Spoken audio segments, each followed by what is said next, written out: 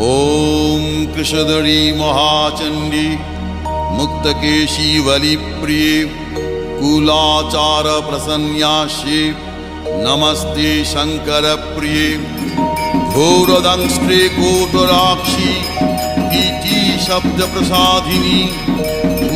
घोरघोररवास्फारे नमस्ते चित्तवासिनी बन्धुका पुष्पशङ्काशे त्रिपुरे भयनाशिनी भाग्योदय समुत्पन्ने नमस्ते वरवन्दिनी जय देवी जगद्धात्री त्रिपुराद्ये त्रिदेवते भक्तेभ्यः वरदे देवी महिषग्नि नमोस्तुते घोर विघ्न विनाशाय कुलाचार समृद्धये नमामि वरदे देवी मुंडमाला विभूषणे रक्तधारा